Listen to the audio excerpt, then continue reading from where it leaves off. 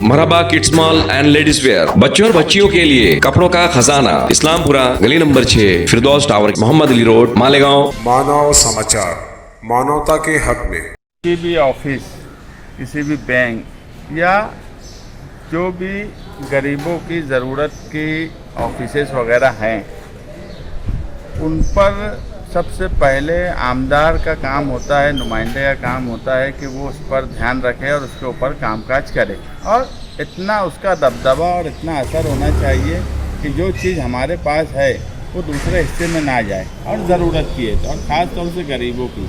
मगर पिछले 5 साल में हम मुसलसल देख रहे हैं कि सरकारी दफातर से लेकर बैंक तक, बड़ौदा बैंक और महाराष्ट्र बैंक, ये 2 ऐसे बैंक हैं मालेगांव शहर में जहाँ पर सबसे ज़्यादा कार्ड होल्डर गरीब लोग हैं। इसमें बेवा फंड है, श्रावण बाढ़ की स्कीम जितनी आती है वो है, संजय गांधी निराधार योजना की जितनी स्कीम है वो है, माजूरों के जो वजीफ़े आते हैं वो है, 65 साल की उम्र से ज़्यादा लोगों के जो वजीफ़े आते हैं, ये सबके अकाउंट जो है बड़ौदा और महाराष्ट्र बैंक में, स्कॉलरशिप भी वहीं आती है, स्कॉलरशिप वगैरह बच्चों की जो है वो भी वहीं आती है।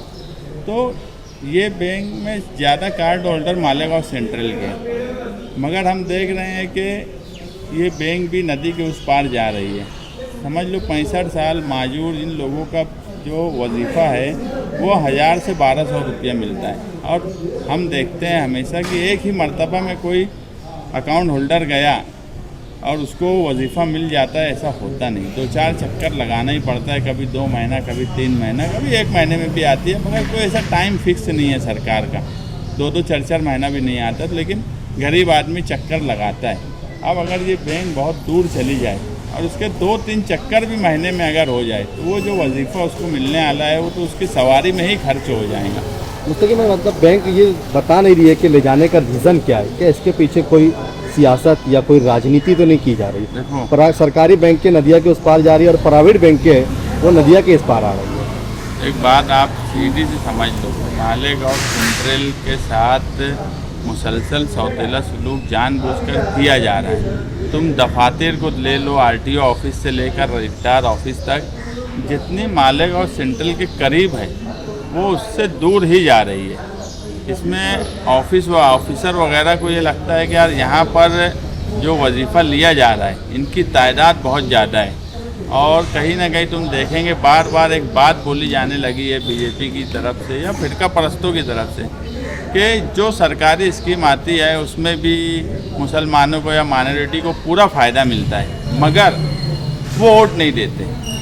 बात यह है कि सरकारी स्कीम जो भी आएंगी वो कोई जात और धर्म के हिसाब से नहीं आती। स्कीम हमेशा गरीबी को देख कर आती है, जो गरीबी की रेखा है उसके नीचे कौन, और उसमें अगर मुसलमान की तादाद ज़्यादा है तो ये भी तो इस मुल्क में सियासी पार्टियां और सियासी लीडरों के मुंह पर तमाचा है कि मुसलमान आज भी गरीबी की सतह के नीचे सबसे ज़्यादा है।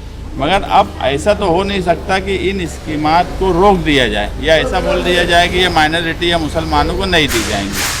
तो मुझे ऐसा लगता है, मेरा एक शक है, ज़रूरी नहीं है कि वो सही हो, मगर मुझे ऐसा लगता है कि ये जानबूझकर इसलिए किया जा रहा है कि इनको इन स्कीमों से दूर किया जाए या इनको इतनी तकलीफ़ हो आने जाने में या इनको इतनी दूरी पैदा कर दी जाए कि ये उतना भरपूर फ़ायदा ना उठा पाए। ये भी एक बदले की सियासत भी हो सकती है, मगर इन सब में हमारी जिम्मेदारी है, ख़ास तौर से मालेगांव शहर के लीडरान की, इसमें मैं भी शामिल हूँ। मगर इसमें सबसे पहली जिम्मेदारी एमएलए मुफ्ती इस्माइल की है, जो मुसलसल गरीबों के काम पर तवज्जो नहीं देते। यहाँ तक मैं बोलूँ कि एफडीओ में जो दक्षता समिति है वो भी आज तक उनकी नहीं बनी है, जबकि निहाल साहब के वक्त हमेशा दक्षता समिति बनती थी। उसके बाकायदा हर राशन दुकान पर बोर्ड लगते थे। अगर कोई राशन होल्डर को राशन दुकानदार तकलीफ़ देता था तो उसमें से नाम, उस वक्त नंबर वगैरह ऐसे नहीं थे, मगर नाम से वो उस तक पहुंच जाता था। ये भी एज ए चेयरमैन एमएलए की जिम्मेदारी है, मगर कोई जिम्मेदारी निभाई नहीं जाती। कोई स्कीम का फ़ायदा गरीबों को मिले ऐसा किया नहीं जाता। मैं हमेशा बोलता हूँ कि सियासत में गरीबों का काम काज करना ये हमारी पहली जिम्मेदारी है।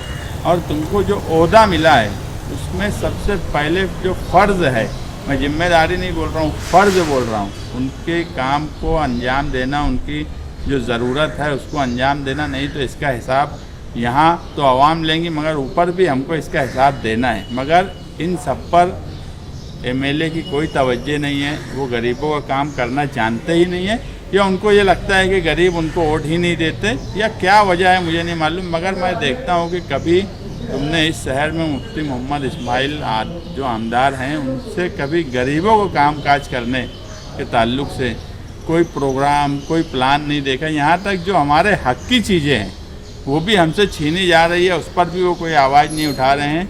अगर आज अभी सेशन मानसून का सेशन महाराष्ट्र का चल रहा है, अगर उनको थोड़ी भी गरीबों से हमदर्दी होंगी तो इन 5 सालों में जितनी ऑफिसेज और सब कुछ गया है वो रिकॉर्ड्स उनके पास भी होंगे। उस पर उन्होंने अधिवेशन में बात रखना चाहिए कि यार ये जानबूझ के किया जा रहा है।